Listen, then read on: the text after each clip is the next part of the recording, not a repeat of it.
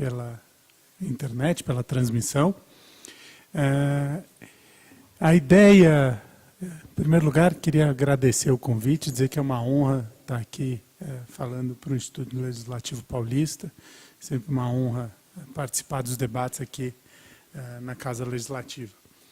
A ideia hoje, a palestra, é sobre ações e recursos eleitorais. A ideia é passar para vocês um panorama geral dos instrumentos que a gente tem, que os advogados têm, que os partidos, os candidatos têm, para propor discussões a respeito de eventuais ilícitos, a respeito de contrariedades da lei eleitoral, e até como é que se dá a discussão do registro de candidatura. Há um rito previsto para isso. Se tiver uma irregularidade na propaganda, como é que eu discuto isso? Se tem uma irregularidade na internet, se eu verifiquei abuso de poder econômico, se houve compra de voto, se teve problema no financiamento eleitoral, como é que eu levo essas discussões para a justiça? Quer dizer, para cada ilícito, há um rito previsto na lei para que eu possa discutir. Ou seja, há um procedimento pré-determinado para que essa discussão seja levada ao judiciário. E para colocar a discussão, eu queria, antes de mais nada, falar um pouquinho e rapidamente sobre a competência da Justiça Eleitoral. Porque além da competência jurisdicional, para tratar de assuntos de natureza eleitoral, então, quer dizer, a competência jurisdicional ele é o órgão do Poder Judiciário que julga as questões que estão, de alguma forma, relacionadas às eleições. Questões internas de partido político, por exemplo, estão fora, vão para a Justiça Comum. Agora, questões relacionadas às eleições, ao processo eleitoral, serão julgadas pela Justiça Eleitoral. Mas, diferentemente de outros tribunais, ela tem também uma competência administrativa bastante importante, porque é a Justiça Eleitoral quem organiza as eleições. E organizar um processo desse tamanho, um processo de votação, como nós temos no Brasil, não é uma tarefa fácil. Então, isso ocupa grande parte da estrutura. Além disso, ela tem uma competência consultiva, também diferente de outros tribunais, de outros órgãos do Judiciário. A Justiça Eleitoral tem competência para responder a consultas teóricas, e não pode ser consulta a respeito de caso concreto, mas é possível fazer uma consulta, por exemplo, ao Tribunal Superior Eleitoral, a respeito da interpretação de um determinado artigo de lei. Ele vai responder essa consulta, ele tem essa competência. E, além dessas três, tem uma outra competência importantíssima, que é chamada de competência regulatória, que hoje é uma competência normativa, que, na verdade, é a competência para expedir resoluções que vão disciplinar em minúcias como é que se vai executar essa ou aquela lei. No uso dessa competência regulamentar, que seria de apenas regulamentar a lei, o tribunal muitas vezes tem sido criticado porque, por vezes, ele acaba inovando no uso dessa competência. Então, ele não se restringe apenas à execução da lei, mas acaba criando algumas regras que não estão previstas na lei. Muita gente até discute se o tribunal abusa ou não dessa competência, mas me parece que é sempre uma atuação que visa garantir uma segurança jurídica maior aos partícipes do processo eleitoral. Porque como o tribunal, para cada eleição, baixa aquelas resoluções, independente de ser o estrito cumprimento do poder regulamentar ou, às vezes, avançar, as regras estão postas já de antemão, evitando surpresas durante o processo. Então, são aquelas resoluções para a eleição desse ano já estão todas baixadas, a sociedade ouvida, são feitas audiências públicas, tal. Só uma anotação, a lei, na parte que disciplina a internet, atribuiu para o Tribunal Superior Eleitoral uma competência ainda mais vasta. Como é uma tecnologia que está sempre em evolução, o legislador entendeu que seria o caso de delegar ao Tribunal Superior Eleitoral a disciplina em minúcias em questões relacionadas à tecnologia, novas tecnologias e tudo mais. Bom, feita essa brevíssima introdução do que das competências do poder judiciário eleitoral, que são bastante mais amplas do que o judiciário em geral, a gente pode falar, só uma anotação, de que a Justiça Eleitoral não conta com um quadro de juízes fixos, próprios. Quer dizer, os juízes eleitorais exercem mandato de 2 anos, renovável por igual período, mas não mais que isso, e com uma composição mista. Então, o Tribunal Regional, os tribunais regionais eleitorais, por exemplo, são compostos por 2 desembargadores do Tribunal de Justiça, um desembargador do Tribunal Regional Federal, 2 juízes estaduais de carreira e 2 advogados que são indicados pelo Tribunal de Justiça. Então, uma composição mista, esses advogados não ficam impedidos de advogar, a não ser na área eleitoral, e eles exercem essa função de juiz eleitoral durante 2 anos. O Tribunal Superior Eleitoral, composição, são 3 ministros do Supremo Tribunal Federal, 2 ministros do Superior Tribunal de Justiça e 2 advogados. Então, a composição é sempre uma composição mista. Bom, vamos entrando agora no tema propriamente dito. A gente vai falar de ações e recursos eleitorais, e acho que nesse ano, acho que o tema nunca esteve tão em evidência. E eu gostaria de começar, talvez, pelo tema que hoje é mais discutido, que é justamente a discussão do registro de candidatura. Essa discussão ganhou muito, já vem ganhando corpo, por conta da candidatura, ou possível candidatura do Lula. Quer dizer, desde antes da condenação criminal já se vem discutindo. Bom, ele pode ser candidato, ele não pode ser candidato, ele se enquadra na lei do ficha limpa, não se enquadra. Como é que a gente trata essa matéria? E aí, muitas vezes, para o leigo é até difícil entender, porque a primeira questão, a condenação do Lula se enquadra nos requisitos da lei do ficha limpa? A resposta é sim. Bom, então ele não pode fazer campanha e não pode registrar a candidatura? Não, aí não é bem assim. Então, por que isso? É fato, a condenação dele se enquadra, está lá tipificado na lei complementar 64/90, é uma das hipóteses expressas de inelegibilidade. Então, se me perguntarem, ele se enquadra numa hipótese de inelegibilidade? Sim, se enquadra. Agora, então, por que ele pode fazer campanha? Por que ele pode pedir o registro de candidatura? Porque a discussão a respeito da inelegibilidade, ela só tem início com o pedido de registro de candidatura. Eu não tenho nenhuma ação judicial prevista no ordenamento que me permita antecipar essa discussão a respeito da elegibilidade ou não. A justiça comum, a justiça penal, né, a decisão condenatória penal, ela discute a prática ou não de um crime e condena pela prática do crime ou não. Mas essa decisão condenatória não trata especificamente da inelegibilidade. A inelegibilidade é prevista na lei de inelegibilidades, que é uma lei eleitoral. Então, o que diz a lei? Se houver condenação, incide numa hipótese de inelegibilidade. Mas eu preciso de um processo para declarar essa inelegibilidade. Então, vamos esquecer um minutinho o caso mais emblemático, que é o caso do Lula. E vamos pensar, por exemplo, numa inelegibilidade, que é uma outra inelegibilidade presente lá, decorrente da rejeição de contas pelo Tribunal de Contas. Isso é uma hipótese de inelegibilidade. Quando? Quando esta rejeição seja por um motivo que configure ato doloso de improbidade administrativa. Muito bem. Eu sou candidato, eu pretendo ser candidato, eu tenho uma rejeição de contas.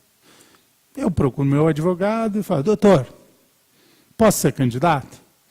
O advogado olha e fala assim, olha, pela análise que eu faço, eu entendo que essa rejeição, de fato suas contas estão rejeitadas, mas eu entendo que essa rejeição não configura ato doloso de improbidade.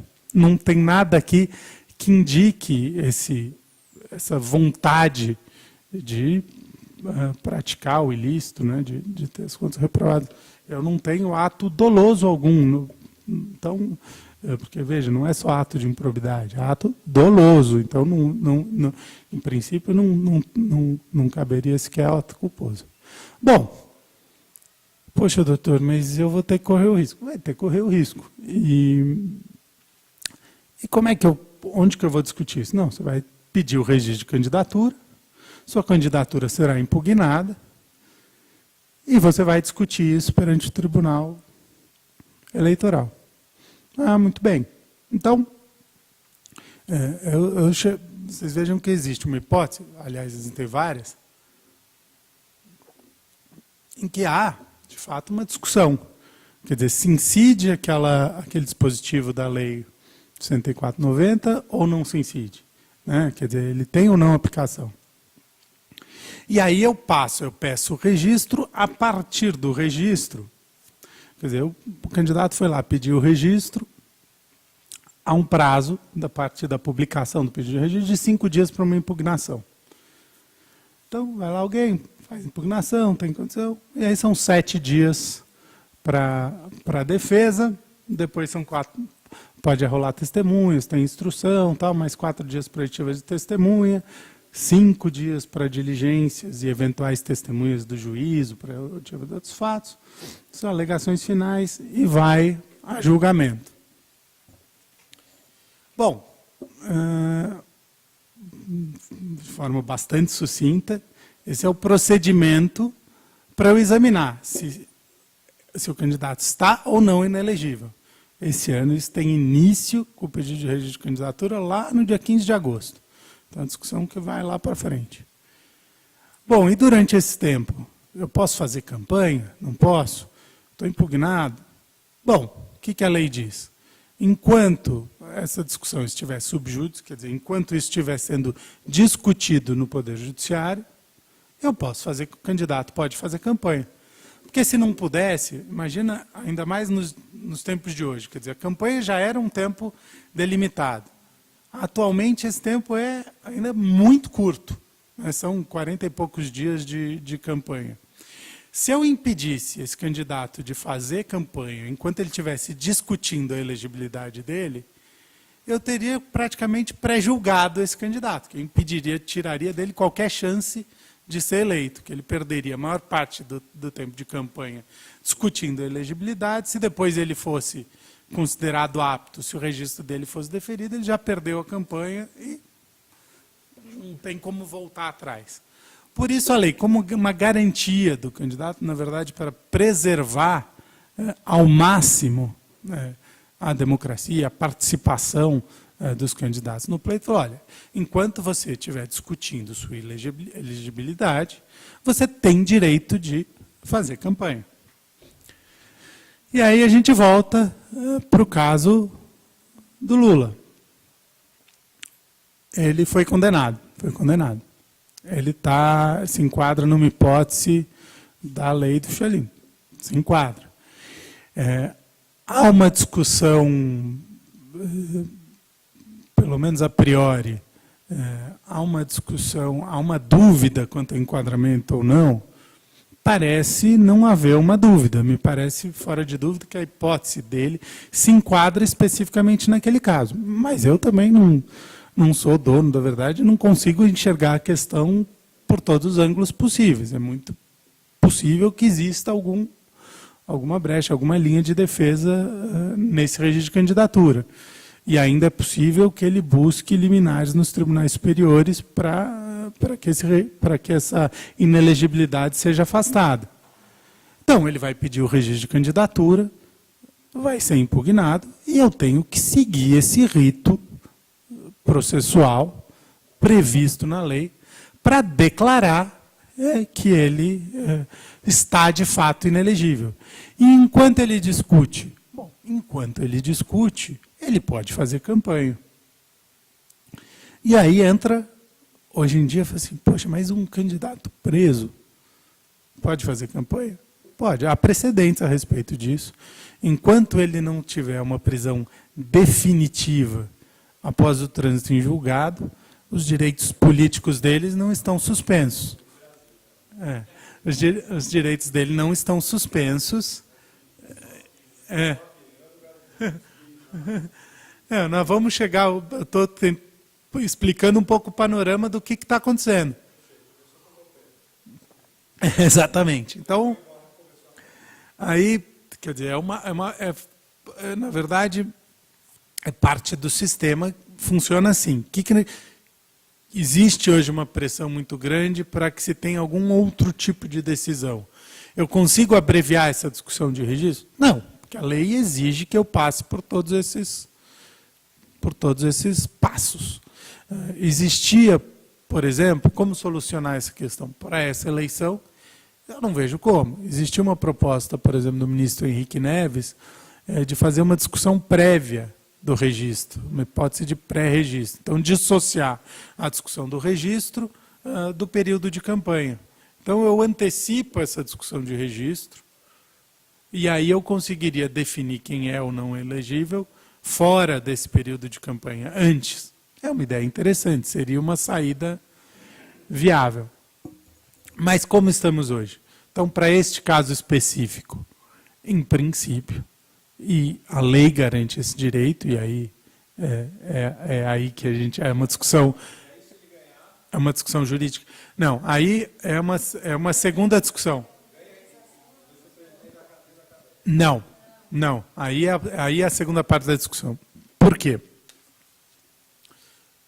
Na verdade, tem várias discussões no meio desse processo. Muito bem. Vamos supor que ele continue nessa discussão e consiga, e o nome dele vá para a urna e ele participe desse primeiro turno das eleições. O que diz a lei? A validade dos votos dele fica condicionada ao deferimento do registro. Ou seja, os votos dele, e muito provavelmente isso será julgado antes, né? Tem recurso, mas ele concorre. Se chegarmos nessa possibilidade, a maior chance é que ele concorra com o registro indeferido. Concorrendo com o registro indeferido, os votos dele são considerados, não são considerados válidos, são nulos. E a nulidade não fica dependente a validade dos votos fica dependendo de um futuro deferimento do registro, o que não vai acontecer. Então ele concorre, os votos dele são considerados nulos. Então ele concorre, mas não leva, é um ônus. O que se pode fazer aqui também? A gente já viu isso ser bastante aventado. Ele começa uma campanha, ele faz os primeiros atos de campanha e substitui a candidatura até 20 dias antes das eleições. Isso ele pode fazer. E aí tenta transferir os votos para o substituto. Mas hoje há inúmeras outras discussões neste caso específico.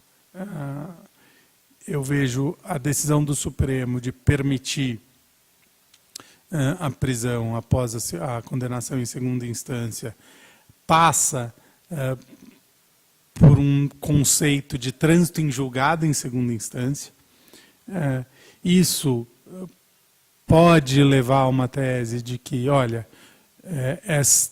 este cumprimento de pena não é provisório, é um cumprimento de pena definitivo, pois é uma decisão transitada em julgado e, portanto, ele está com os direitos políticos suspensos. Essa é uma discussão possível. E aí ele não poderia nem praticar atos de campanha. Enfim, eu comecei com este assunto porque, na verdade, como o colega, desculpa o seu nome? Jairo. Como o Jairo falou, as pessoas de fato falam assim, mas como assim? Ele vai... Tem um deputado que está preso, ele sai para trabalhar na Câmara e volta para a cadeia. Tem essa outra... Tem. As pessoas de fato não entendem. Falam assim, bom, mas ele não se enquadra na lei do ficha limpa. se enquadra. Como é que ele vai fazer campanha? Como é que ele vai praticar? O que a gente tem que entender é qual foi o desenho do nosso ordenamento para a discussão de registro de candidatura e para a declaração de inelegibilidade, né? Como é que funciona o sistema? O sistema funciona assim, essa discussão tem início lá na frente e eu tenho que respeitar esse procedimento, sob pena de passar por cima de tudo e criar um Estado...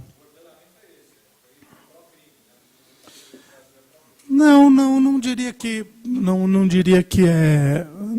que é pró-crime. Na verdade, a gente está pegando um caso extremo, pode haver outros, mas na maioria dos casos, é um ordenamento que garante ao candidato fazer campanha enquanto ele discute se está ou não inelegível, se ele está ou não elegível. Então,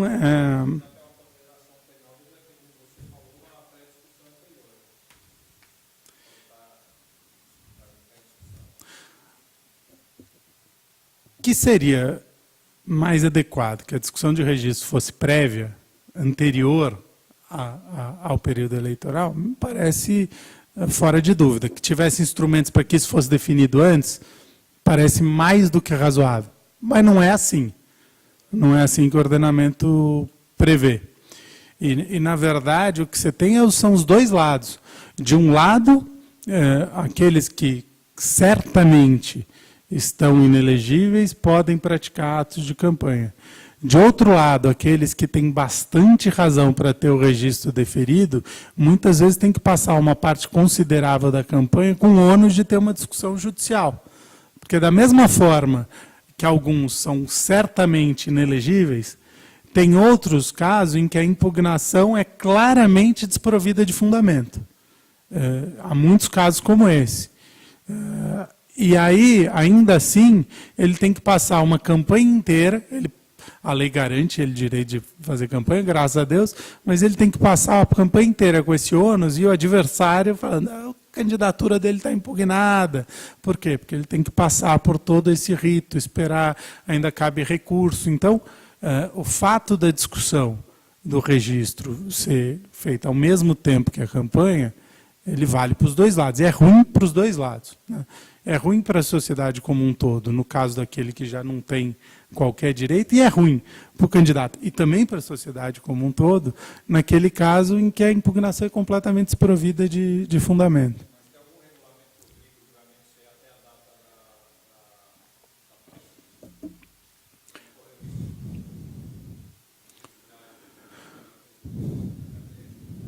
Não, na verdade, os prazos eles têm que ser julgados antes, os prazos são bastante curtos, mas, na verdade, é muito provável que essas discussões ultrapassem o período de campanha, o que não significa que aquele que está discutindo seja eleito se ele não tiver o registro deferido, que para ele ser eleito e assumir, o registro dele precisa estar deferido. É claro que isso pode causar um transtorno bastante grande, até uma perda de legitimidade nas eleições, né? Porque você tem lá um candidato que concorreu, os votos dele não são considerados válidos, quer dizer, é um monte de voto, uma parcela significativa da população que teve os votos inutilizados. Então é ruim por qualquer lado que a gente olhe. Isso acontece volta e meia em eleição nos municípios e para deputado. Agora, o problema fica muito mais evidente quando a gente pensa numa eleição para presidente da República. Porque imagine, por exemplo, que 30% dos votos, chutando um número com base em algumas pesquisas, que 30% dos votos sejam simplesmente desconsiderados. Quer dizer, qual é a legitimidade daquele que foi eleito com os votos restantes? Quer dizer, há uma quebra de legitimidade da eleição bastante grande. A gente está falando, é um sistema que, em geral, funciona com deficiências. A gente está falando de um esterçamento, esgastamento, estamos esticando o sistema até o limite, é isso que uma candidatura como essa faz, e aí é que cabem as discussões. não tenho uma bola de cristal para adiantar aqui quais são as possíveis discussões, mas eu não tenho dúvida de que vão ser propostos outros meios para tentar, na hipótese de um pedido de registro de candidatura, vai se tentar pensar outras formas de discussão. Uma delas, como eu já disse, é considerar o cumprimento de pena como definitivo, considerando um trânsito em julgado em segunda instância, portanto, perda dos direitos políticos a partir de agora. É uma hipótese, mas eu não, do ponto de vista estritamente legal e do que está na lei, e até pelo que eu acredito, eu não vejo, em princípio, do ponto de vista estritamente jurídico, essa possibilidade. Me parece que, quer dizer, esse cumprimento de pena não é definitivo, ainda tem recurso para serem julgados, então ele está com os direitos políticos íntegros, mas incide numa hipótese de inelegibilidade. Então a questão é de inelegibilidade que tem que ser discutida através desse procedimento. Qualquer outra solução, a gente não sabe ainda quais são as possíveis discussões, mas, em princípio, eu diria que ele tem direito de pedir o registro de candidatura e de praticar os atos de campanha. Agora, outra discussão é se ele pode ou não gravar programa de dentro da prisão, coisa assim, que aí me parece que é ir um pouco além, é um certo exagero. Mas aí do ponto de vista, vamos tentar entender isso do ponto de vista jurídico, quer dizer, é o sistema que permite essas interpretações que está nos levando a isso, né? Então, dizer que isso não é uma certa disfunção ou um problema nessa situação, me parece que é. Você pensar que a gente não tem uma solução jurídica, pelo menos muito clara e visível nesse momento, para que essa questão seja resolvida rapidamente, para um lado ou para o outro, com o menor prejuízo possível para a população, é ruim. Isso é uma constatação.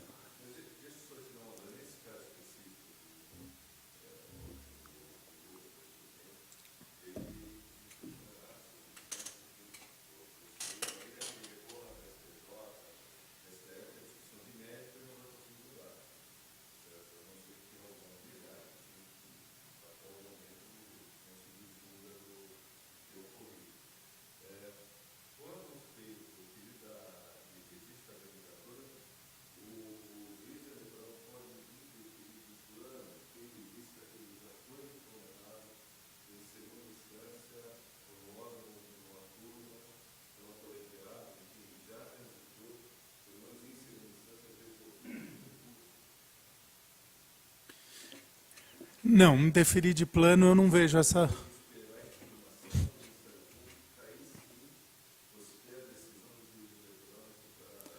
Não, na verdade, ainda que ele não espere impugnação, o juiz poderia até levantar, falar assim, ó, a notícia aqui, até aí, o que ele não pode é decidir isso de plano. Ele tem que dar necessariamente a chance da defesa se manifestar. Isso é necessário.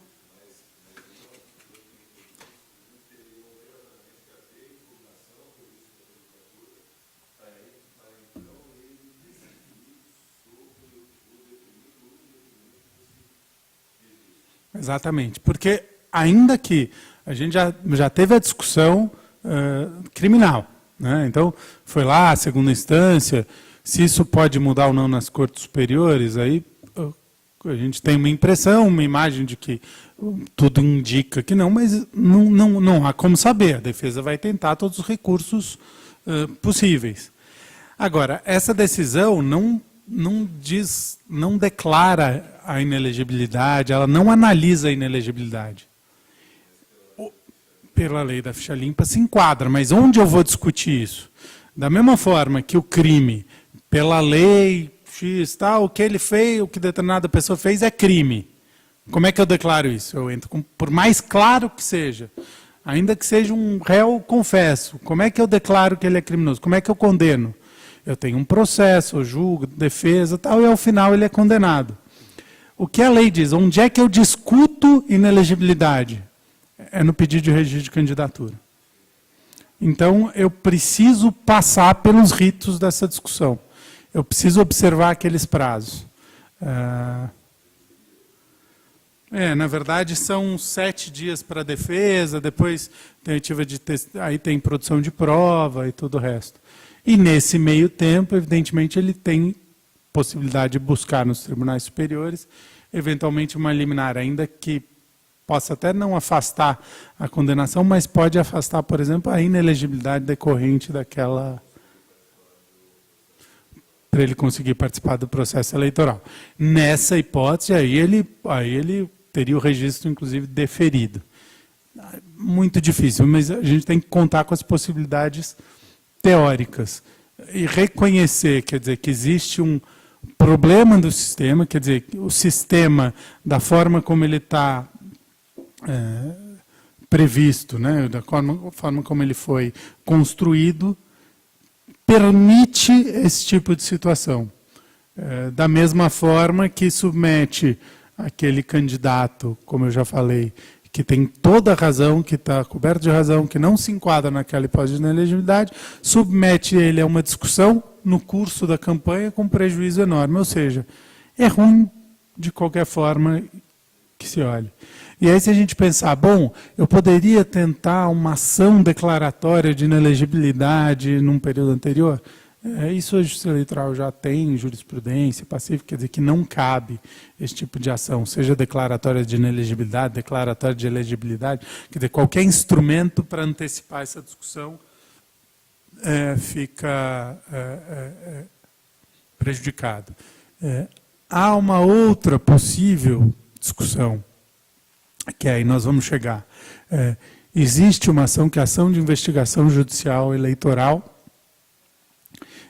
que é para abuso de poder econômico, poder de autoridade, abuso no uso dos meios de comunicação. Já houve possibilidade de uma discussão de se entrar com uma ação de investigação judicial eleitoral, discutindo abuso de poder pelo partido político, de pedir o registro de uma candidatura que sabe que vai ser indeferida. Isso seria concomitante com o pedido, com a impugnação de registro. É uma solução que eu chamaria, no mínimo, uma solução heterodoxa, porque também não vi. Mas tenho certeza vocês também, que se o pedido de candidatura for feito, nós vamos ver aí muitas tentativas e muitas iniciativas, no mínimo criativas, para tentar barrar essa candidatura o mais rápido possível e dar alguma estabilidade. Eu gosto daquela frase que o Brasil não é para maluco. Isso de fato. Bom, então a gente tem que seguir esse rito. É o rito, a ação de impugnação de registro de candidatura. Dentre os ritos previstos no direito eleitoral, é o rito que permite a maior instrução probatória, ainda que os prazos sejam bastante curtos, quer dizer, é o prazo mais longo de defesa, que são 7 dias, é o prazo mais longo para a instrução, né, que são 4 dias para a oitiva de testemunhas, mais 5 dias para outras diligências, testemunhas de juízo e tal, e 5 dias de alegações finais. Então, é o rito, que eu diria que é o rito mais benéfico à defesa, e é uma discussão mais aprofundada. O que, vamos esquecer esse caso que, de fato, tira toda a lógica do sistema, faz todo sentido, porque a gente está discutindo, quer dizer, um direito essencial, que é a própria elegibilidade do candidato. Então, faz sentido que seja assim. O que talvez não faça sentido é que isso ocorra dentro do período eleitoral, que essas questões não sejam definidas antes, né? A gente vê nos municípios, então, é claro e evidente os prejuízos desse tipo de discussão. Quer dizer, a quantidade de cassação de registro às vésperas da eleição ou logo em seguida das eleições, necessidade de realização de novas eleições, ou um percentual muito alto dos votos sendo inutilizados. Quer dizer, isso é muito ruim para a democracia, é ruim para a população. Não entende, não tem mesmo como entender uma questão como essa. Quer dizer, bom, eu votei no candidato, estava na urna, meu voto não vale, como assim? Quer dizer, eu acho muito ruim em todos os sentidos. Mas é o que nós temos. Então, e aqui só para ler para vocês, quer dizer, o artigo 16A, é importante a gente ter em mente que a lei é muito clara nesse sentido.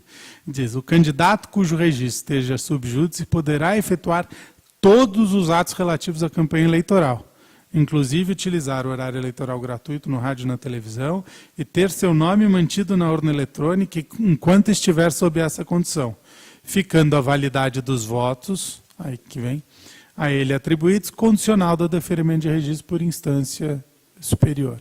Então, esse direito existe e ainda veio, e aqui sim eu diria que é uma coisa denota própria do Brasil, que ainda foi incluído o artigo 16b, que para mim seria absolutamente desnecessário, que diz, olha, o disposto no 16A quanto ao direito de participar da campanha eleitoral, inclusive utilizar horário eleitoral gratuito, aplica-se igualmente ao candidato cujo pedido de registro tenha sido protocolado no prazo legal e ainda não tenha sido apreciado pela Justiça Eleitoral. Para mim me parece óbvio, mas acho que são tamanhas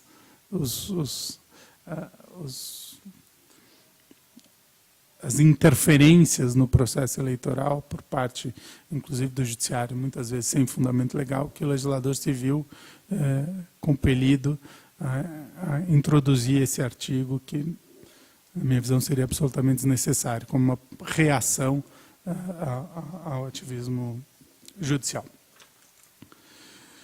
Então, colocada essa questão para que seja entendida, quer dizer, na verdade, o que a gente tem é o cumprimento da lei. Quer dizer, a gente pode não gostar, vamos lutar para mudar isso. Mas o sistema é assim. A gente não tem como mudar para um caso específico, não sei como passar por cima dessas questões. Então, esse é o sistema, é isso que a gente pode esperar. A notícia não é boa em termos de estabilidade do processo, de previsão, mas é o que a gente tem hoje. Quer dizer, era muito melhor que estivesse decidido pelo deferimento ou pelo indeferimento. Não digo nem que seja indeferido, não é isso. É que a questão fosse resolvida antes. Não é algo que nós teremos, muito provavelmente. Bom, falando do processo eleitoral em geral, vocês viram, eu falei aqui que essa ação de impugnação de registro é aquela que permite maior dilação probatória, maior prazo para a defesa, uma discussão mais aprofundada. O que significa, quer dizer, em todos esses processos, há uma preocupação muito grande com a celeridade e com o regime de preclusões. Quer dizer, o direito eleitoral, acho que mais do que qualquer outro ramo do direito, se preocupa com decisões rápidas, as mais rápidas possíveis, porque o processo eleitoral tem um prazo determinado e muitas das questões, se decididas depois da eleição, não valem absolutamente nada. Então, a gente sempre vai examinar as questões com essa lógica. E aí passamos aos procedimentos específicos. Então, as representações por descumprimento da lei das eleições, a Lei 9.504, de 97. Como é que funciona? E aí vale para propaganda, outros descumprimentos, enfim, uma discussão maior é na propaganda. Não só pedido de resposta, mas qualquer outra discussão de propaganda. Aplicação de multa por propaganda irregular, questões de internet, mau uso invasão do espaço do proporcional pelo majoritário, enfim. Todas as discussões, elas seguem um rito extremamente célere. Por que isso? Dentro daquela lógica da celeridade, imagina uma discussão de propaganda, quer dizer, eu tenho um candidato fazendo uma propaganda irregular, eu quero que tire imediatamente aquela propaganda, que ela está me prejudicando, causando um desequilíbrio no pleito. Se eu tenho um rito que faça com que essa decisão vá demorar 15, 20, 30 dias, passou a eleição e eu tenho uma discussão, uma decisão depois que já não vale absolutamente nada. Então, como é que funciona isso? Em primeiro lugar, a lei já tem uma disposição que, a partir do dia 15 de agosto, esses prazos correm e vencem, inclusive, no fim de semana, corre diariamente, independente de intimação pelos diário de justiça, enfim, ele corre em cartório. Então, só isso já mostra uma celeridade, vence domingo, vence sábado. E quais são esses prazos? Bom, eu entrei com uma representação, alegando descumprimento de qualquer inciso ali da Lei 9.504. Eu tenho 2 dias para apresentação de defesa. Eram 48 horas, a resolução agora, por conta do processo judicial eletrônico, transformou esses prazos, que eram em horas, em dias. Então, são 2 dias para apresentação de defesa. Isso vai para o Ministério Público, como fiscal da lei, para aparecer em mais um dia. E, logo em seguida, vai a decisão também, em 24 horas, em um dia. Então, em 4, 5 dias, eu tenho já uma decisão a respeito daquele pedido. Bom, dessa decisão, cabe recurso? Cabe recurso. O prazo, novamente, é de 1 dia. Então, muito rapidamente, eu tenho essa discussão. Como é que funciona nas eleições desse ano? Que a gente está falando de eleições federais, né, para as assembleias legislativas, para o Senado Federal, presidente da República, deputado estadual, deputado federal. A discussão tem início no Tribunal Regional Eleitoral. Então, ao contrário das eleições municipais, que isso começa na primeira instância, ela tem início no Tribunal Regional Eleitoral. E aí cabe a primeira pergunta: bom, o tribunal tem agilidade para julgar isso nessa velocidade, tendo que julgar inúmeros registros e tal? E aí a lei previu, nesses casos, nessas eleições que a competência é do tribunal, que o tribunal designe juízes auxiliares para tratar dessas matérias, propaganda e essas representações da Lei 9.504. Então, essas representações elas são dirigidas a esses juízes auxiliares, que são os juízes auxiliares do tribunal. E eles é que vão julgar, por decisão monocrática, quer dizer, de cada um deles, vão dar a primeira decisão a respeito dessa matéria. Então, mesmo sendo a competência do Tribunal Regional Eleitoral, ainda cabe um recurso para o próprio TRE, e aí um recurso ordinário nessas questões, e que normalmente é julgado rapidamente. Então, há uma agilidade bastante grande, os juízes fazem plantão, sábado, domingo, essas discussões a gente consegue ter. E aí, para eles, vai todo tipo de discussão, desde busca e apreensão, pedido de multa, aí é uma infinidade de assuntos que são submetidos a eles. Então, a gente tem esse rito bastante célere. Da decisão do Tribunal Regional Eleitoral, aí caberia recurso especial para o Tribunal Superior Eleitoral, que eu diria, ainda mais no tempo de campanha curtíssimo de hoje, esse recurso é quase uma ficção, porque a chance disso subir, ser julgado pelo Tribunal Superior Eleitoral no curto período da eleição é mínima. O que caberia, eventualmente, é uma discussão a respeito de aplicação de multa e coisas desse tipo, que é o que acaba... Oi? Para segurar a multa e, eventualmente, afastar a multa, são essas discussões que chegam no Tribunal Superior Eleitoral. Agora, a discussão para tirar ou não a propaganda, tudo, quando chegar lá, já passou. Grande parte desses recursos, inclusive, são julgados prejudicados. Tem. Na questão da... Ele não tem juízo de admissibilidade. Aliás, é uma diferença com relação ao que acontece na justiça comum, que primeiro ele passa por um juízo de admissibilidade e depois ele vai para que são feitas as contrarrazões, quer dizer, vai para a parte. Ou então agravo, e aí contra-minuta de agravo, já junto com as contrarrazões do recurso. Hoje a resolução de disciplina, que seja feito tudo junto.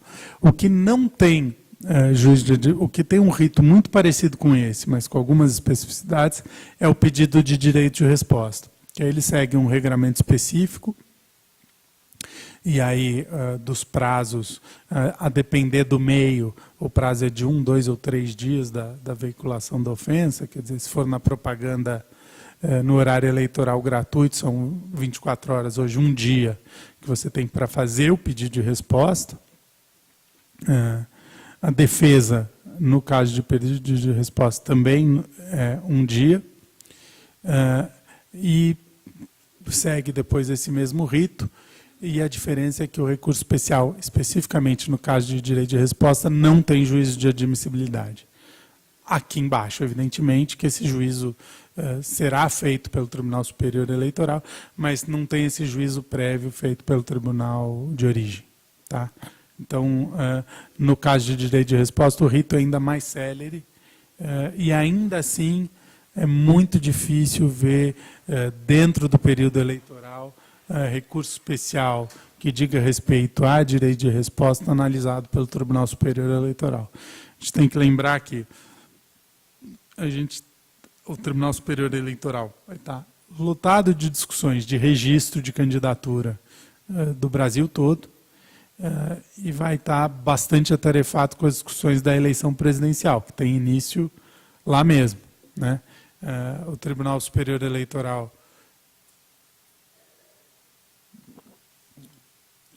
costuma ser um pouco menos ágil do que os tribunais regionais na análise, inclusive, dessas representações e pedidos de resposta, até porque ele concentra discussões do Brasil inteiro, e como ele está muito voltado para a eleição presidencial, dificilmente uma discussão iniciada no Tribunal Regional Eleitoral vai ser julgada dentro do período eleitoral no tribunal.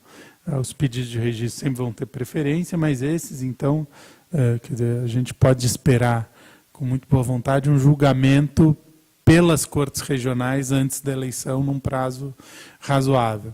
Muitos pedidos vão ficar sub júdice, em discussão, abertos para uma decisão do Tribunal Superior Eleitoral posterior, na maioria dos casos, imagino, posterior às eleições. Quer dizer, esse é um cenário que a gente já via antes, quando isso tudo tinha início no dia 5 de julho, 5, 10 de julho, quer dizer, já era esse o cenário, quer dizer, muitos processos de registro não eram julgados a tempo, de forma definitiva antes das eleições. Hoje, com o encurtamento do período das eleições, a gente tem um problema gravíssimo, que é um problema, voltando naquilo que a gente falou no início, quer dizer, da falta de uma definição prévia à votação, o que é muito, muito ruim. Então, esse encurtamento da campanha, além de prejudicar muito a comunicação entre candidato e eleitor, que é algo que deveria ser cada vez mais incentivado, porque é algo que parece... Às vezes eu saio um pouco do tema específico, mas todo mundo concorda que precisa haver uma aproximação do eleitor com o candidato, que o eleitor precisa fiscalizar, precisa conhecer seu candidato e tudo mais. E, ao mesmo tempo, parece haver uma grande aceitação da população como um todo. Então, vamos diminuir o tempo de campanha é chato, a gente tem que ver horário gratuito, então vamos cortar a propaganda, porque propaganda é cara, a gente precisa diminuir o custo, quer dizer, ao mesmo tempo em que se advoga a aproximação do candidato com o eleitor, eu tiro todos os mecanismos e ferramentas que o candidato tem de comunicação direta com o eleitor e uma discussão mais aprofundada no tempo de campanha. Isso é o que nós estamos vendo e que nós temos feito. Quer dizer, a diminuição do período de campanha vem muito dentro de uma ideia de diminuir os custos e baratear a campanha, mas a gente está causando um transtorno enorme. Primeiro, uma dificuldade muito grande de definir todas essas questões jurídicas antes do dia da eleição. Hoje isso é praticamente impossível. A gente já sabe que não vai acontecer. Quer dizer, que as discussões de registro no Brasil inteiro, em boa parte, vão terminar depois das eleições. Quer dizer, todos aqueles casos que tiverem recurso para o Tribunal Superior Eleitoral, a grande parte deles será decidida depois. Lembrando ainda que nos casos de indeferimento de registro ou cassação de mandato, essas decisões têm que ser com a composição completa do tribunal. Então ainda tem eu não posso, se estiver faltando alguém no momento, não tiver substituto, eu não posso julgar. Então isso é uma exigência do Código Eleitoral. Então, a gente tem uma justiça rápida, uma justiça célere, e de fato ela funciona muito bem. Hoje, quer dizer, antigamente essas intimações todas nesse período de campanha era tudo via fax, até as últimas eleições ainda foi via fax aqui em São Paulo, o que é um anacronismo muito grande. Hoje a resolução prevê WhatsApp, e-mail, meios eletrônicos, tudo eletrônico. Tudo eletrônico. Hoje é mural eletrônico. Mural eletrônico, intimação por WhatsApp. Agora é tudo eletrônico, tem uma dificuldade, uma necessidade de adaptação, porque é tudo pelo PJE, que é um sistema... mas que é um sistema bastante mais complicado e eu diria que inferior ao sistema do Tribunal de Justiça de São Paulo, que é um sistema que funciona... O Tribunal de Justiça de São Paulo funciona muito bem e o PJE é um pouco mais truncado. Então, tudo vai ter que ser feito nesses prazos curtíssimos via PJE. Então, esse é o cenário que a gente enfrenta hoje. Agora, o que tem de positivo é uma modernização de alguns meses, que já estava na hora, que eu lembro, não foi nem na última eleição, já faz alguns anos, que o fax do escritório deu problema, e a gente falou, bom, precisamos de um fax novo, que vai para eleição. E foi uma dificuldade enorme achar fax para comprar, porque já não existia mais. E a Justiça Eleitoral ainda funcionava tudo via fax, na última eleição já teve alguma coisa por e-mail, mas agora a própria resolução permite, inclusive por WhatsApp, endereços eletrônicos e celulares que têm que ser cadastrados já no pedido de registro, o candidato indica já antes fazia um número de fax, né?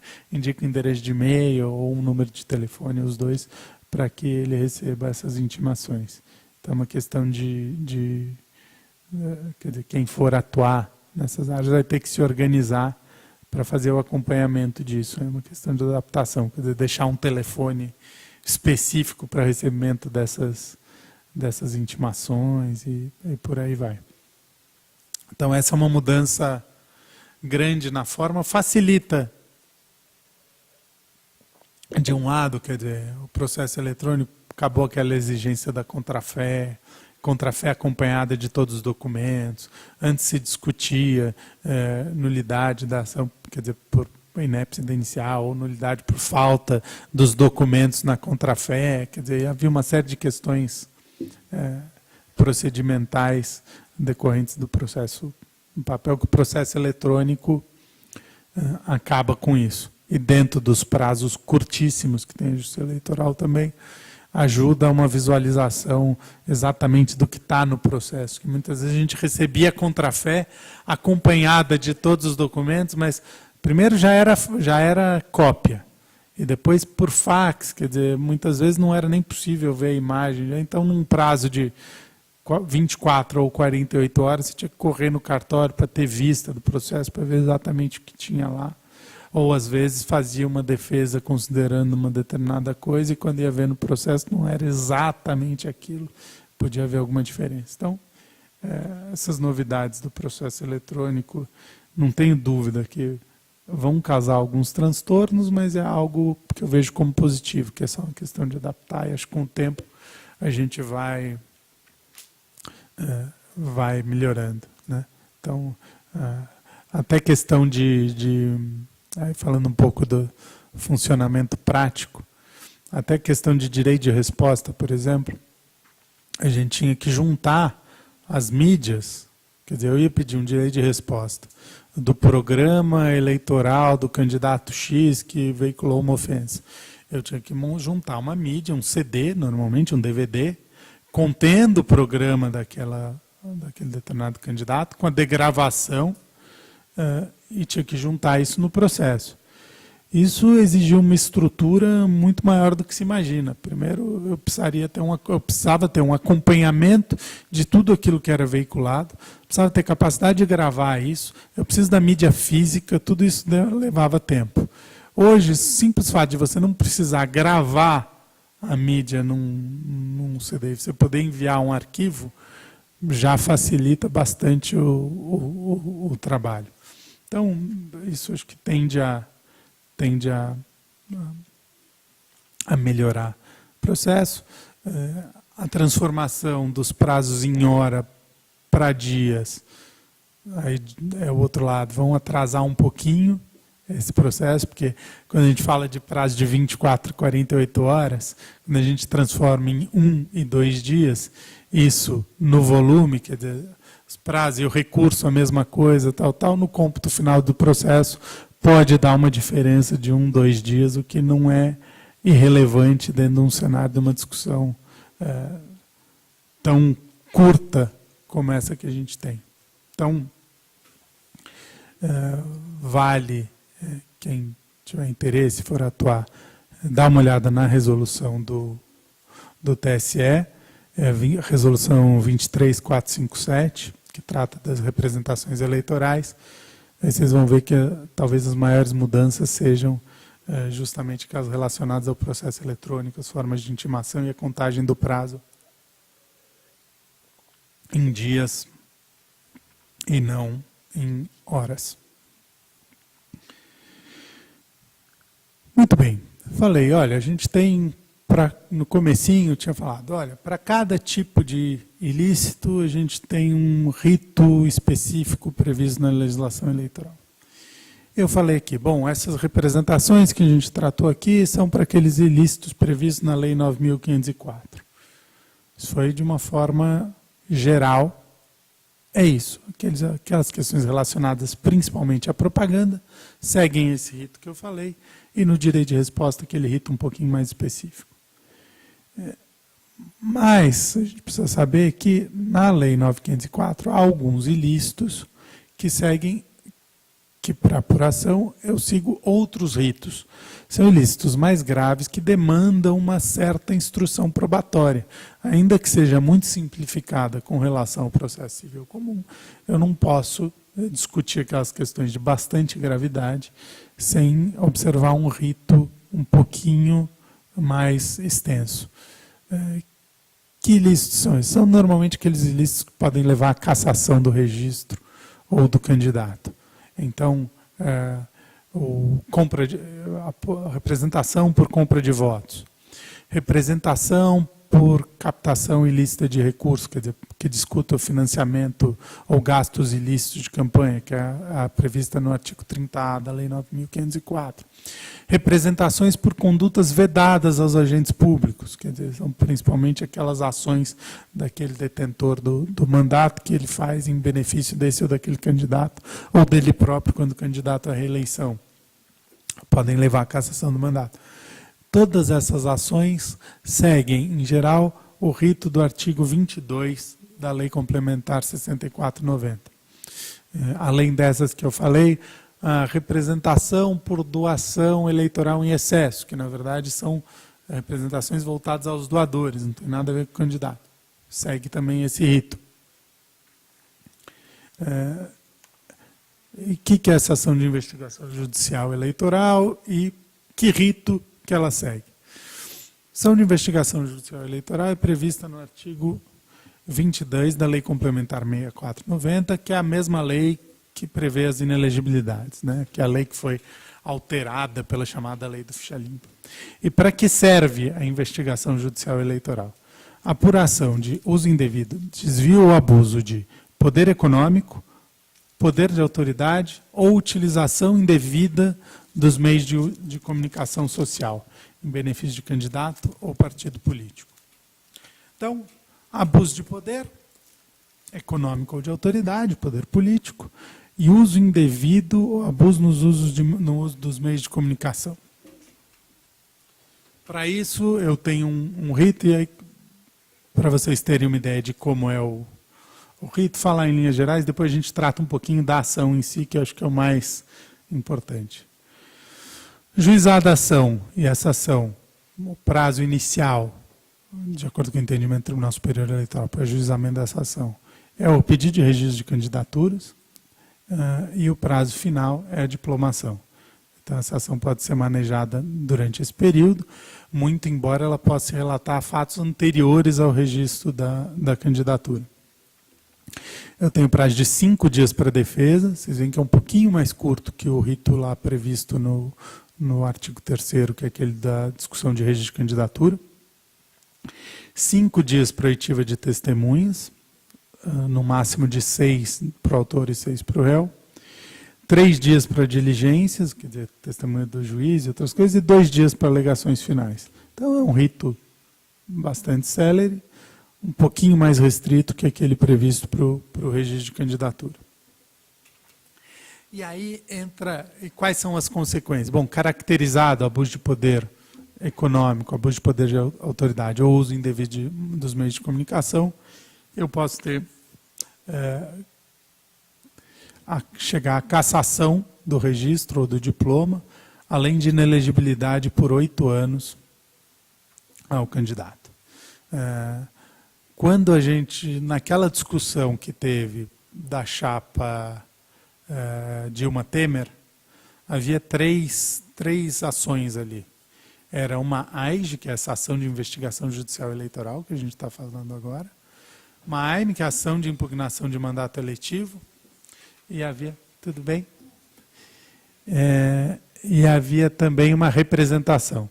Então eram 3 ritos distintos que foram julgados em conjunto, e nas alegações finais eles entenderam, inclusive, de dar o prazo da AIME, que era o prazo mais alargado. Qual que é uma grande dificuldade? Até hoje, quer dizer, há anos que a Justiça Eleitoral vem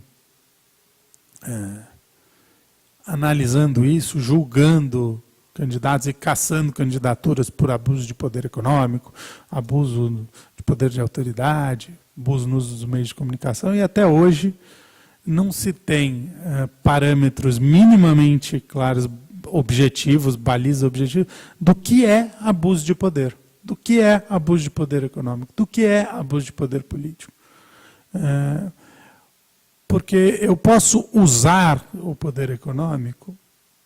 Posso, quer dizer, é necessário custear uma eleição, né? Se a gente pensar antes, até quando eram permitidas as doações de pessoas jurídicas, quer dizer, a pessoa jurídica podia licitamente doar valores bastante elevados para a campanha, se ela tivesse faturamento alto, quer dizer, até 2% do que poder. Isso era abuso de poder? Não, eram doações lícitas. Quer dizer, quando é que eu enxergo a figura do abuso? Quando é que o uso do poder econômico passa a constituir um abuso? Quer dizer, eu preciso necessariamente de um ilícito de alguma natureza? Normalmente, me parece que sim. Agora, é um conceito que virou um conceito muito vago. E dá margem a decisões bastante díspares, quer dizer, do que pode configurar abuso e o que não pode. Então, eu lembro, para ilustrar um pouquinho com um caso que foi julgado há alguns anos pelo tribunal, um determinado candidato que contratou um trenzinho desses que fazem passeio com criança e tal. Naquele município, o trenzinho fazia um passeio turístico, no fim de semana ele não era usado, o candidato contratou aquele trenzinho ao custo de R$2.000, acho que era isso por dia, algo assim, para acompanhá-lo em caminhadas de campanha. Então, o candidato ia na frente, conversando com as pessoas, e o trenzinho cantando, tocando jingle de campanha. Então, uma campanha barata, bastante... O que aconteceu com esse candidato? Tanto em primeira instância quanto em segunda instância, ele foi condenado por abuso do poder econômico. Dizia-se que ele estava usando aquele trenzinho que era um trenzinho que era usado para passeios turísticos, para proporcionar passeios turísticos gratuitos aos eleitores. Quer dizer, esse passeio turístico era acompanhar o candidato nas ruas lá. O custo do trenzinho, que ele foi alugado, estava tudo registrado, tal, que era algo de R$2.000 por dia, o tribunal fez uma análise do custo, do quanto custaria o ingresso para um passeio turístico naquele trenzinho, como ele era comercializado normalmente, quantas pessoas em tese teriam participado da caminhada para aí chegar em valores, né, e para falar em abuso do poder econômico. Essa decisão foi revertida no Tribunal Superior Eleitoral e o candidato até acabou sendo eleito, apesar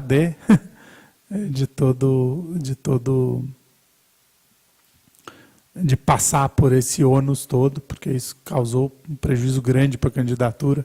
Imagina, ele foi concorrer, estando inelegível por conta de uma condenado por uma ação dessa.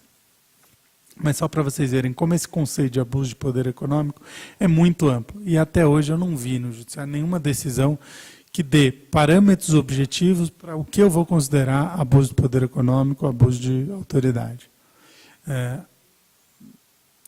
E hoje há ainda muitos que discutem a possível inclusão aqui, nessa ação de investigação judicial, de um abuso de poder religioso, que seria... Da onde vem isso? Bom, é fácil ver de onde vem. A gente vê uma influência muito grande, né, de pastores, do uso, da aproximação de candidatos com lideranças religiosas, e isso, evidentemente, rende votos. Agora, há uma previsão legal de proibição disso? Não há. Eu não posso usar a igreja para fazer campanha lá dentro. Agora, falar em abuso de poder religioso... não há essa previsão legal. Muitos defendem que há a possibilidade dessa discussão encaixado aqui como um abuso de poder.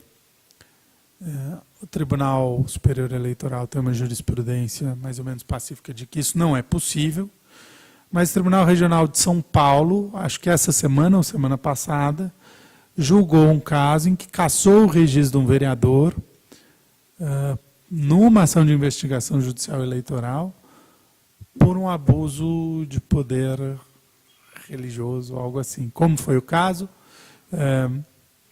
O candidato, não sei se estava presente, mas acho que participou de uma missa na igreja e tal. Lá dentro não foi feito nenhum ato de propaganda.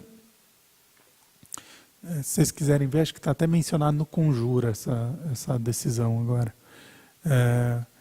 E me parece, eu não vi com calma ainda, porque eu fiquei sabendo, eu sabia que ia julgar, mas eu fiquei sabendo hoje cedo.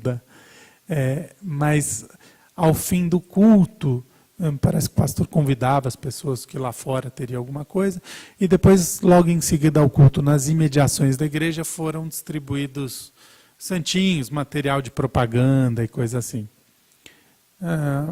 E aí se fez uma avaliação de que o candidato teria sido eleito, acho que por 300 e poucos votos, e que aquele ato teria sido suficiente para interferir no resultado das eleições, e o vereador foi cassado.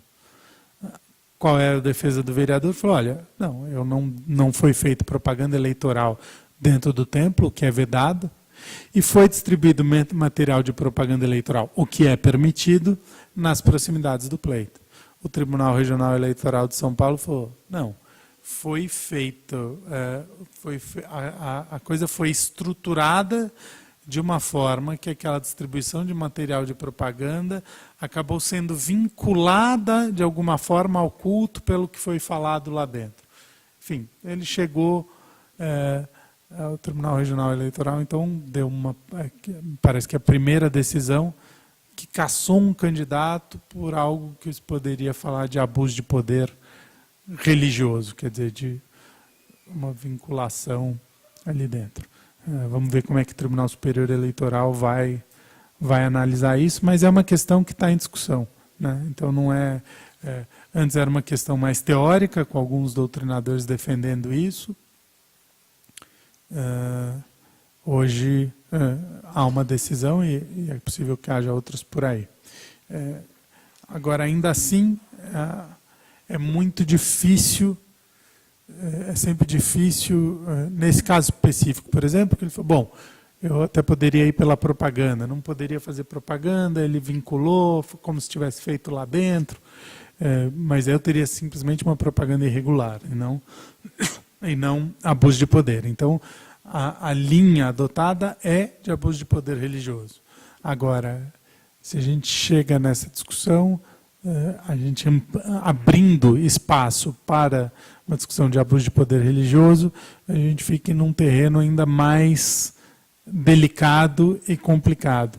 Quer dizer, quando é que eu vou considerar que houve um abuso de poder religioso? Quer dizer, um candidato participar de uma missa, ou um pastor eventualmente fora da igreja, falar bem de um candidato, ou essa mensagem ser encaminhada para fiéis, ainda que não seja por algum membro da igreja, mas dentro daquela comunidade, seja organizado uma reunião com o candidato. Quer dizer, algo que ocorre todos os dias, porque afinal é uma parcela muito significativa do eleitorado.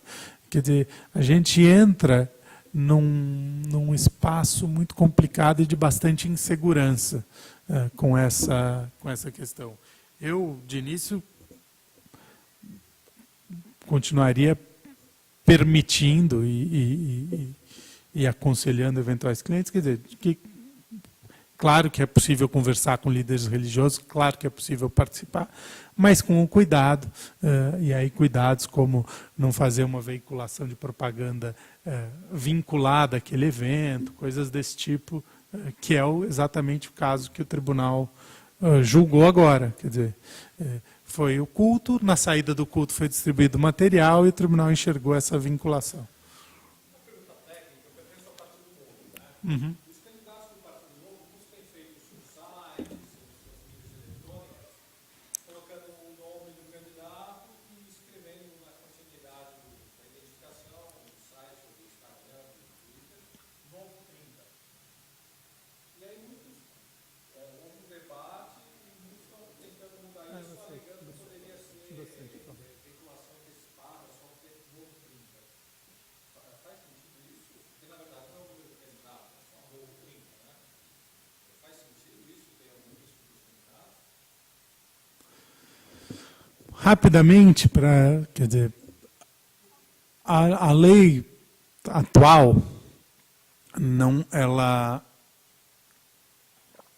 deu uma liberdade muito maior para os candidatos na pré-campanha. Inclusive, a possibilidade de se posicionar a respeito de projetos políticos futuros, inclusive pedido de apoio, desde que não haja um pedido expresso, explícito de voto. Eu não entenderia a menção ao Novo 30 como um pedido de voto. Não me parece que seja propaganda eleitoral antecipada nos termos do que hoje está vigente. Então, não vejo. Agora,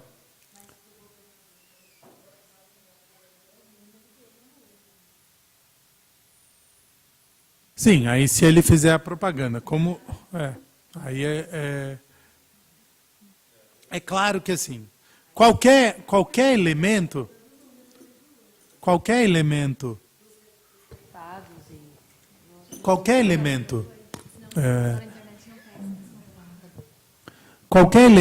que denote essa característica eleitoral, porque é uma manifestação eleitoral, eu diria até que é uma propaganda eleitoral lícita, porque a lei diz, não será considerado propaganda eleitoral antecipada. Quer dizer, quando ela diz isso, a lei diz, não será considerada uma propaganda ilícita, mas que essas manifestações têm um conteúdo eleitoral, me parece que é inegável, né? O que não é tão evidente quando o candidato simplesmente expõe posições políticas. Ele pode usar as redes sociais, expor as posições políticas dele, falar o que ele acha e tal. Claro que ele está se expondo, claro que ele está buscando, mas não está evidente que é eleitoral. Poderia ser Qualquer pessoa. Qualquer elemento adicional que se coloca, claro que dá mais visibilidade, mas, por outro lado, aproxima esse conteúdo de um conteúdo eleitoral típico. O que abre mais espaço, quer dizer, alguma fragilidade, abre mais espaço para um questionamento, por exemplo, de quem é que está financiando isso. Porque isso a legislação não resolve esse problema. Ela permite uma série de atos, uma série de eventos e tal, mas a lei não fala quem pode financiar isso. Quando fala, ela diz que é o financiamento pelo partido político. Em outros casos, ela silencia. Não vi essa discussão ainda mais aprofundada, mas cabe. Quer dizer, uma pessoa jurídica pode financiar esse tipo de ação. Quer dizer, se eu estou falando de posicionamentos políticos sem qualquer vinculação à eleição, qualquer um pode fazer e pouco importa de onde vêm os recursos. Se eu estou falando de uma página pessoal, ainda que a pessoa vá ser candidato, mas ele está interagindo com outras pessoas, é uma coisa. Se eu começo a colocar elementos de vinculação ao partido político, número, tudo isso, eu começo a ter uma fragilidade. Então, assim, eu não vejo esse elemento só como suficiente, nesses casos, para caracterizar a propaganda eleitoral antecipada punível. No caso, qualquer partido e seu número, é mais uma divulgação ligada ao partido, mesmo que tenha o nome do candidato antecipado, né? Porque o número 30 não é uma pessoa, é um partido, né? O PT3. Mas se tiver candidato a governador, eu acho que pode dar problema. Talvez nessa exceção. Mas, enfim, essa é uma discussão. Um deputado estadual, que é candidato natural à reeleição, ele pode expor as plataformas, os entendimentos políticos dele, mas se ele colocar o número dele, então ele coloca lá entendimento, lá, e o número dele, porque ele já vai concorrer com o mesmo número, porque ele já tem direito de usar. Ele não está pedindo voto expressamente, mas ele está adiantando um tipo de campanha. Cabe uma discussão, ele fica mais frágil. Você pode, é defensável, olha, isso não é pedido explícito de voto, mas entra numa zona de risco. Entra numa zona de risco. Tá? Então, ela tem razão, no caso, por exemplo, do candidato ao governo, é o número com que ele vai concorrer na urna. Todas essas questões, assim, quanto mais se aproxima do limite, mais risco existe.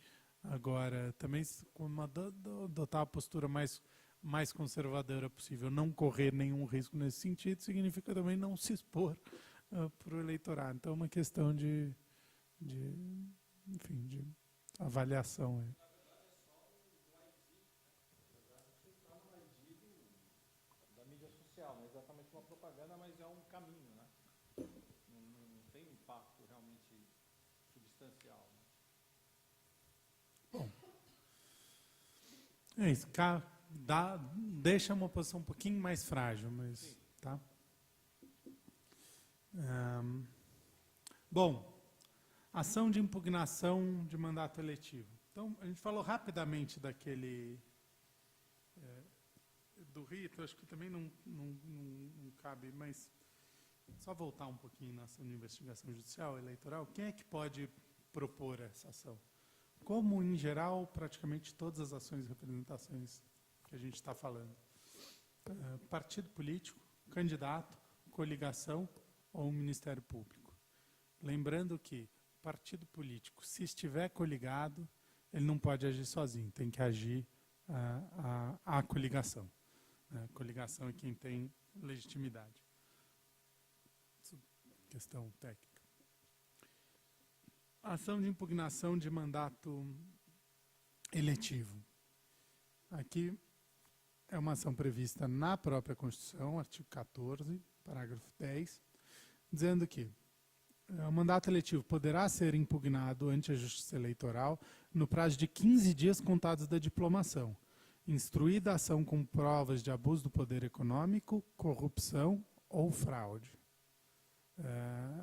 Então, primeiro, a Constituição previu 15 dias depois da diplomação, eu ainda posso discutir essas coisas. Abuso de poder econômico, corrupção ou fraude. Abuso no uso dos meios de comunicação, posso discutir? Não. É abuso de poder, a não ser que configure também abuso de poder econômico. E só acho que eu também não falei, vou voltar um pouquinho, a gente entrou no bate-papo, abuso dos meios de comunicação, que é muito comum. Como é que se tem entendido, né? Então, as concessionárias, rádio e TV, dificilmente eu tenho essa discussão. Na televisão, praticamente nunca, até porque não pode. Nas rádios também não pode, mas há uma possibilidade maior de uma rádio abusar do que uma emissora de televisão, pelo simples fato de que as emissoras de televisão têm uma programação mais abrangente, normalmente, é algo mais visível. Nas rádios a gente tem pequenas rádios localizadas em pequenas cidades, que aí pode ter abuso. Mas normalmente, a maioria dos casos, pelo menos que eu tenho visto, diz respeito ao abuso praticado pela imprensa.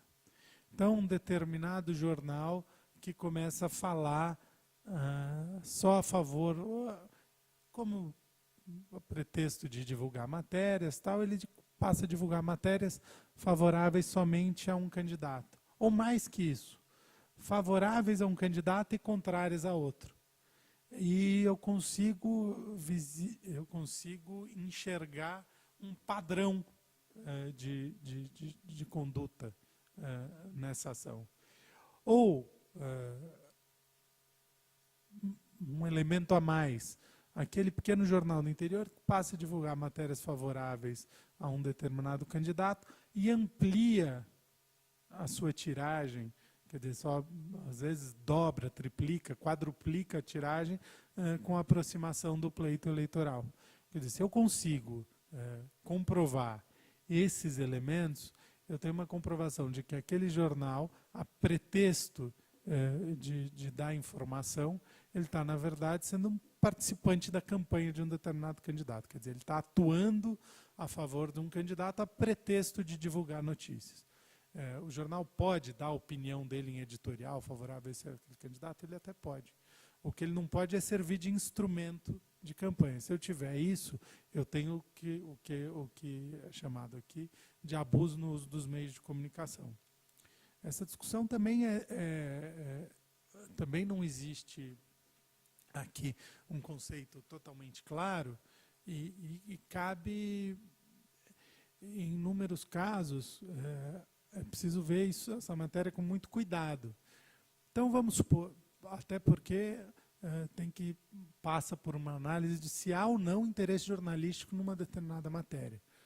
Vamos supor, a gente está aqui na Assembleia, mas vamos supor que num determinado município, o jornal dê matérias favoráveis ou dê notícias preponderantemente sobre a atuação de um determinado deputado. Matérias favoráveis, outras nem tanto, mas que se trate mais de 1 ou 2 deputados, por exemplo, naquela região. Eu posso, em princípio, enxergar aquela constância como um abuso dos meios de comunicação, uma finalidade eleitoral. Mas muitas vezes, olhando mais a fundo, eu vou ver que é justamente o deputado daquela região, é o deputado que costuma buscar recursos para aquela região e que, naturalmente, vai ser mais notícia naquele município. Quer dizer, por que no Oeste Paulista, um jornal local vai dar notícia sobre um deputado que tem atuação preponderante na região sul do estado, ou no litoral? Quer dizer, não faz muito sentido. Então, a análise que deve ser feita, e muitas vezes a Justiça Eleitoral acaba derrapando um pouco, e às vezes condenando, sem uma avaliação mais profunda, é se há ou não interesse jornalístico nas matérias, se há ou não um desvirtuamento da atividade jornalística em favor do candidato. Porque muitas vezes aquilo que pode parecer um desvirtuamento é exatamente o oposto, é a informação da população a respeito de um determinado assunto. Da mesma forma, se eu tenho num determinado município, aquele candidato que é atuante e que está, ou nem que não seja no município, quer dizer, um determinado candidato que está envolvido em escândalos de corrupção notórios, é evidente que ele vai ser alvo de uma série de notícias negativas, mas nem por isso o jornal está atuando para prejudicá-lo, ele está informando a população. Então, nem sempre é fácil caracterizar esse limite. O que é informação, o que é interesse jornalístico e o que é o uso daquele órgão de imprensa em favor de uma campanha, que é o que eu preciso, em princípio, demonstrar. Então, qual é a preocupação? Bom, existe um vínculo entre o jornal e o candidato? Existe vínculo de amizade? Existe vínculo de subordinação? Quem é o dono do jornal? Qual a tiragem? Foi aumentada? Não foi? Como foram? Foram muitas matérias favoráveis a um determinado candidato. Bom, e aos outros que têm influência na mesma região? O jornal também tratou? Tratou de igual modo. Bom, aqui nós não estamos falando de abuso, é o jornal que está dando preponderância ao tratamento de matérias político-eleitorais. Então, tem que tomar muito cuidado nessa análise, mas para os candidatos também, tomar muito cuidado na atuação. Quer dizer, às vezes tem aquele jornal amigo que quer ajudar, se ajudar demais acaba atrapalhando, pode gerar inclusive a cassação. Esses casos são bastante comuns na justiça eleitoral. Bom, voltando aqui para a ação de impugnação de mandato eletivo. O mandato eletivo poderá ser impugnado de justiça eleitoral, prova de abuso de poder econômico, corrupção ou fraude. Qual o prazo? Até 15 dias depois da diplomação. Então, quer dizer, a competência da justiça eleitoral, o prazo para ajuizamento da maior parte das ações vai até a diplomação. Entende-se que, com a diplomação, a justiça eleitoral encerra o ciclo ali, quer dizer, e a partir daí eu tenho uma estabilidade no exercício do mandato, que é algo desejável. Então eu tenho a preclusão de todas as matérias, com esta exceção constitucional, que é a ação de impugnação de mandato eletivo. Quer dizer, passada a diplomação, eu ainda tenho 15 dias para discutir, para colocar as discussões que eu quiser. Passado esse prazo, eu não posso mais discutir a eleição, não posso ajuizar. O processo eleitoral. Eu não posso mais, quer dizer, trazer novos argumentos, ajuizar novas ações para discutir aquele processo eleitoral. E há uma preocupação evidente com a estabilidade do exercício do mandato, que pode ser atacado por outras questões, em outras ações na justiça comum, mas a justiça eleitoral encerrou seu ciclo, quer dizer, claro que ajuizada a ação, ela vai começar a ser processada e essa discussão vai ter lugar. Mas é um regime rígido de preclusões, para que eu tenha um mínimo de segurança e estabilidade. Falou, olha, o que tem para ser discutido é isso aqui. Agora vamos tocar. Não vai ter mais novidade, o processo eleitoral está encerrado, terminou. Essa discussão foi muito debatida na discussão da impugnação da chapa Dilma Temer. Porque o que aconteceu? Havia uma investigação judicial eleitoral, uma representação e a ação de impugnação de mandato eletivo ajuizada nesse período de 15 dias após a diplomação. Naquele período ainda não se tinha notícia em detalhes dessas operações todas da Polícia Federal. Ainda não se tinha a exata dimensão do que tinha ocorrido na Petrobras. Ainda não se tinha esses fatos todos. Aliás, estavam muito longe. A maioria dos fatos vieram à tona depois. Então, a grande discussão na ação, que foi o que acabou, no fim, fazendo com que a ação fosse julgada improcedente, era se eu podia, depois de ajuizada a ação, ampliar o escopo. Porque o que aconteceu? E aí, passando aos fatos, foi ajuizada a ação, começaram a vir novos elementos, de fatos que não estavam abordados na inicial, a não ser com muita boa vontade que se entenda de uma forma muito ampla, que tinha uma referência ao longe, mas não tinha absolutamente nenhuma referência concreta, precisa. E a partir de um certo momento, os fatos começaram a vir à tona. O que fez o autor da ação? A ação tinha sido ajuizada pelo PSDB. Olha, eu quero investigar isso aí, quero incluir isso aí na ação. Então, na dilação probatória, eu quero prova disso, daquilo.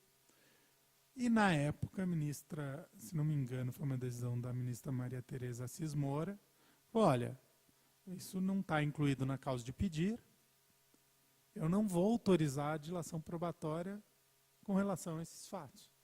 A ação não vai versar sobre isso, a ação está circunscrita aos seus termos iniciais. E essa decisão foi revista. Então, o tribunal aceitou ampliar a dilação probatória, aceitou a consideração de novos fatos. Isso foi uma decisão. E, portanto, por isso, quando foi o julgamento final, quando a Dilma já não era mais presidente, o presidente era o Temer, se falou muito, falou assim, porque a defesa veio novamente com essa tese, falou, olha, tudo isso que vocês estão discutindo aqui não estava na inicial.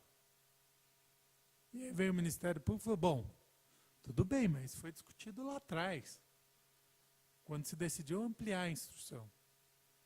Essa discussão já foi feita. Quer dizer, agora a gente abriu a ação, produziu uma enormidade de provas, depoimentos, testemunhas e tal, e agora vocês vão voltar com essa tese? Foi o que acabou prevalecendo no fim das contas. Mas foi bom, está errada a decisão final? Me parece que está errada a primeira decisão, que reformou a decisão da ministra Maria Tereza de autorizar que o escopo da ação fosse ampliado.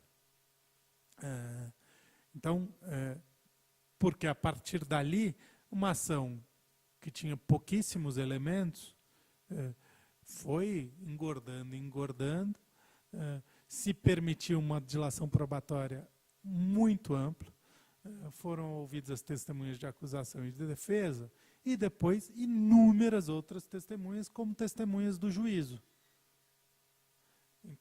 Então, essa possibilidade, quer dizer, de fazer diligência do juízo, convocar suas provas e testemunhas, foi usada a exaustão, né? Depois o ministro Herman Benjamin ouviu uma série, e cada vez que saía mais coisa, ele ia chamando e iam sendo ouvidas testemunhas naquele processo. E aí foi uma série de ilícitos que foram apurados. E a partir daí, aí a população, de fato, não entende. E não é para entender. Bom, você apurou um monte de ilícitos, agora você vai dizer que não tinha que ampliar o escopo dessa ação? E aí cabe a crítica ao tribunal. Porque, enquanto era uma presidente, se permitiu ampliar aquele escopo, e aí mudou a situação fática jurídica, a ideia de que não seria bom para o país uma nova alteração, e voltou-se à concepção original. E aí é o grande problema da gente fugir do formalismo, fugir do direito posto. Quer dizer, eu amplio o escopo da ação, quer dizer, permito uma certa flexibilidade nesse prazo de 15 dias, e no conceito de causa de pedido eu dou essa elasticidade,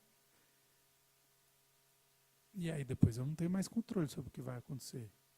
Porque aí eu já estou fugindo do cumprimento estrito da lei e da Constituição nesse caso.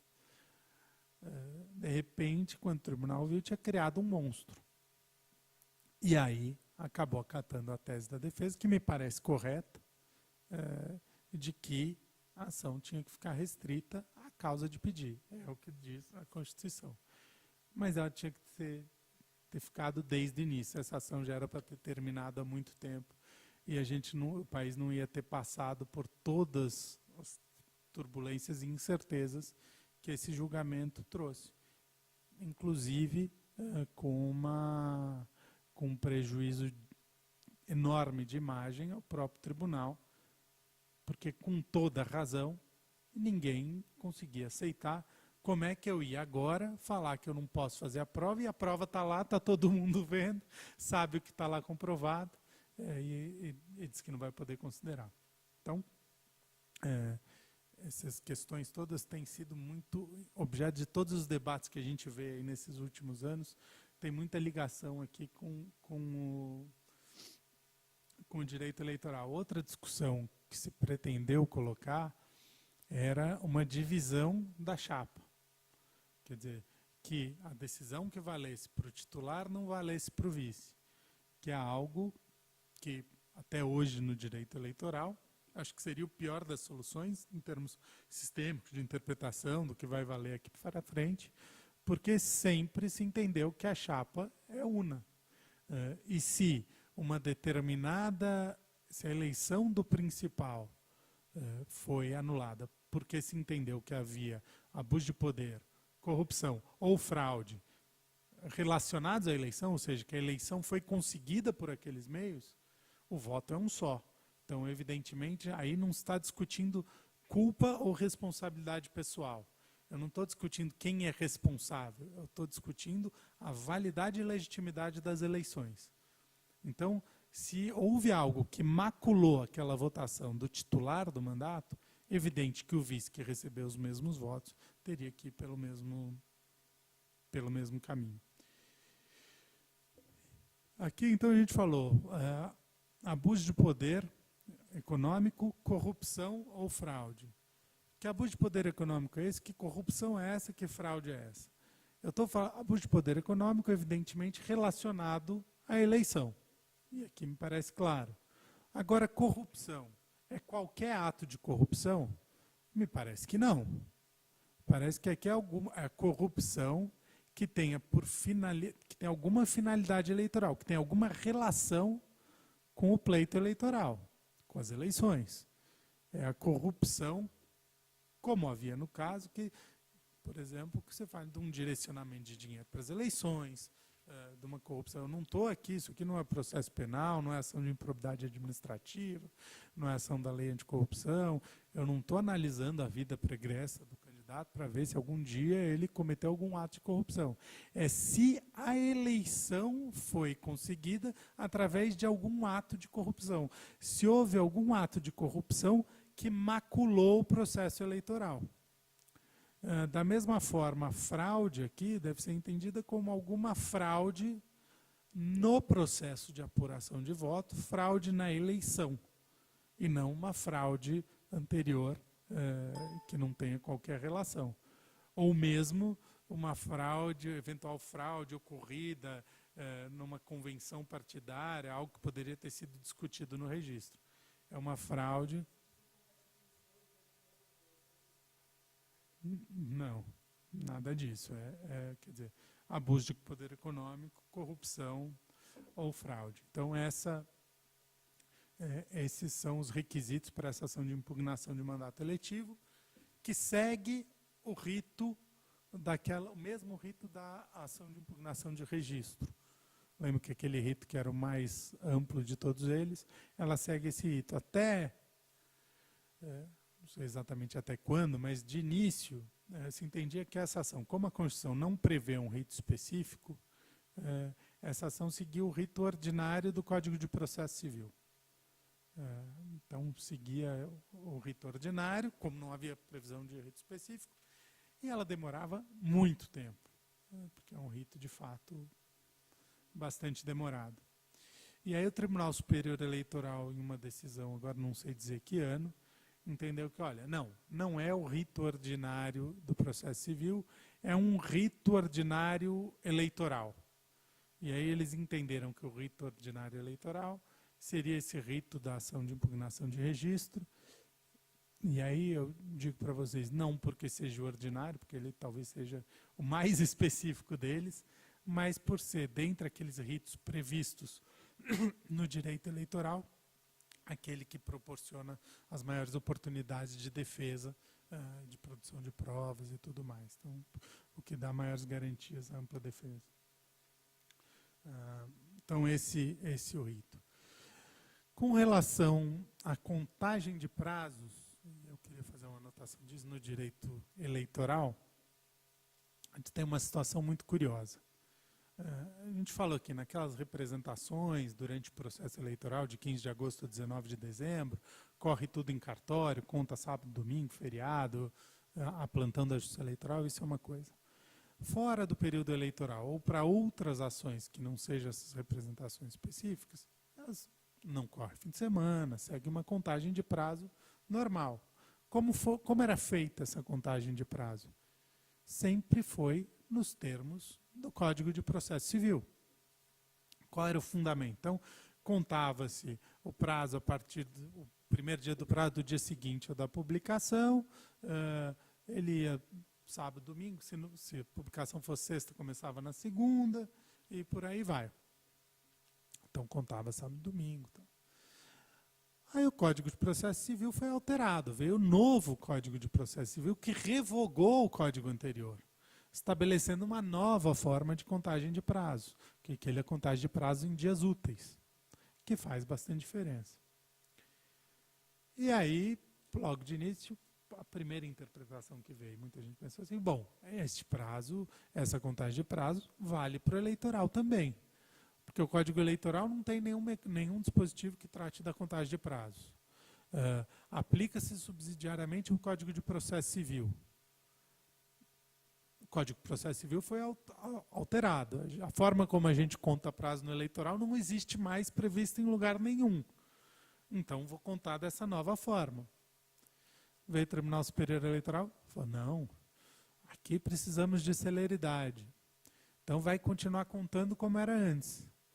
Mas com base em quê? Isso ninguém falou. Então, não existe nenhuma previsão legal hoje para aquela contagem de prazo. Mas foi o que ficou decidido. E teve muita gente, no início, nessa transição, teve muita gente que acabou perdendo prazo, porque contou em dias úteis quando era para contar da forma antiga. Lembrando que esses prazos são lá 3 dias, né, 2 dias, são prazos bastante curtos. Recursos, em geral, em qualquer desses procedimentos, o prazo para ajuizamento de recursos é de 3 dias. Deixa eu acelerar um pouquinho. Os recursos em direito eleitoral, como regra, não têm efeito suspensivo, com uma exceção importante. Está aqui no artigo 257, parágrafo 2º do Código Eleitoral. Foi incluído pela Lei 13.165 de 2015.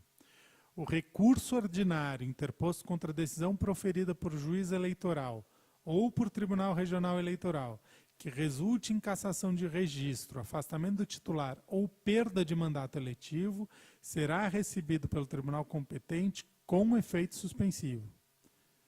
Então, nas eleições de agora, eleições federais e eleições estaduais, em que a primeira instância é o Tribunal Regional Eleitoral, o recurso contra qualquer cassação de registro ou de diploma, agora ou posterior às eleições, é recebido com efeito suspensivo automático.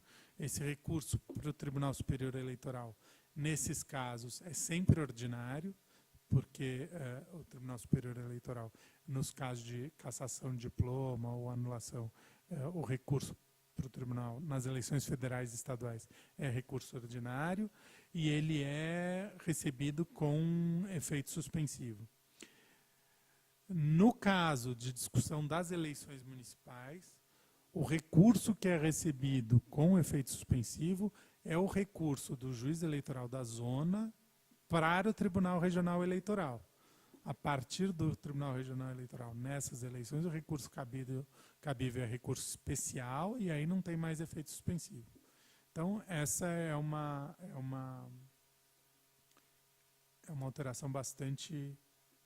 uma situação bastante relevante. Fora isso, a regra é muito clara, os recursos eleitorais não terão efeito suspensivo, a execução de qualquer acórdão será feita imediatamente, através de comunicação por ofício, telegrama ou, em casos especiais, a critério do presidente do tribunal, através de cópia do acórdão. Então, busca-se sempre a maior celeridade. Embargos de declaração, hoje, desde do novo Código de Processo Civil, ele segue exatamente as hipóteses previstas no Código de Processo Civil. Hoje o Código Eleitoral é claro, quer dizer, são admissíveis embargos de declaração nas hipóteses previstas no Código de Processo Civil. E aí, para quem não é da área jurídica, é um recurso para você esclarecer omissões, contradições, obscuridades, quer dizer, para aperfeiçoar a decisão.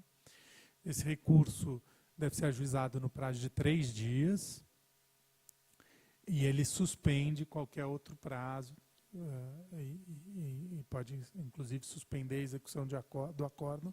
É a jurisprudência majoritária que a gente tem visto, quer dizer, que não se executa o acórdão antes do julgamento dos embargos de declaração. Isso nem sempre é automático, mas é o que tem valido na maior parte dos casos. Com relação ao recurso especial eleitoral, uma característica relevante, que é a seguinte: quando a gente fala de recurso especial normal para o Superior Tribunal de Justiça, está falando em ofensa à lei federal ou dissídio jurisprudencial, divergência na interpretação dos outros tribunais. Quer dizer, cada um analisa a matéria sobre um enfoque, eu levo para o Superior Tribunal de Justiça para unificar. E nos processos civis normais, se eu tenho uma ofensa à Constituição, eu vou direto para o Supremo Tribunal Federal. Nas discussões eleitorais, o Tribunal Superior Eleitoral, via recurso especial, é competente para analisar ofensa à lei federal. Há precedentes de ofensa às próprias resoluções do tribunal, quer dizer, equiparando-as à lei federal, prefeito de admissibilidade de recurso especial. Divergência de interpretação entre os tribunais e matéria constitucional. Então, das decisões dos tribunais regionais eleitorais, não cabe recurso extraordinário direto. O recurso deve ser sempre recurso especial e cabe ao TSE fazer essa análise da matéria constitucional. Após julgamento do TSE, aí sim cabe recurso extraordinário para o Supremo quando se tratar de matéria constitucional. Eu tinha ainda, a gente acabou passando por outras coisas, acho que panorama geral, a gente está chegando no limite aqui do tempo de aula. Eu queria saber se alguém tem algum questionamento, alguma coisa, alguma dúvida para que eu possa esclarecer aqui nesses minutos finais. Peço desculpa por não ter passado por tudo, mas é um tema muito amplo para a gente tratar. Eu quis tratar algum dos temas mais relevantes, explicar o que hoje está em maior discussão, que é principalmente a questão de registro e ação de investigação, ação constitucional, a questão do abuso de poder religioso e coisas assim. E com isso eu encerro agradecendo a todos pela presença. Muito obrigado. Foi um prazer.